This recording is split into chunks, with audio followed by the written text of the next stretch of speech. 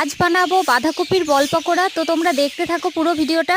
বাঁধাকপিটা কেটে টুকরো করে নিয়েছি। একটা টুকরো ভালো করে জল দিয়ে ধুয়ে গ্রেটারের সাহায্যে গ্রেট করে নেবো। এই ছোটটার সাহায্যে একটা টুকরো হলেই হয়ে যাবে। আর গ্রেট করা হয়ে গেছে। বাঁধাকপির গায়ে যে জলটা আছে এটা চেপে চেপে বের করে দেব। সবগুলো বাঁধাকপি জল বের করে এই পাত্রে নিয়েছি। পরিমাণ মতো চালের গুঁড়ো, স্বাদ মতো নুন দিয়ে মেখে নেব। হলুদ গুঁড়ো দিয়ে আরেকটু ম্যাশ করে নেব। এবারে সবগুলো বল বানিয়ে নেব।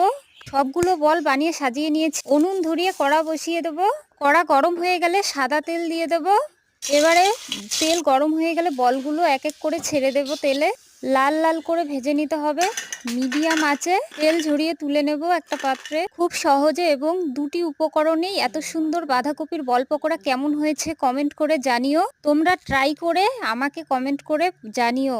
আমি তোমাদের একটা ভেঙে দেখাচ্ছি কতটা মুচমুচে হয়েছে। যারা নতুন বন্ধু রয়েছে তাদের কাছে আমার একটাই অনুরোধ, প্লিজ চ্যানেলটি সাবস্ক্রাইব করে না থাকলে সাবস্ক্রাইব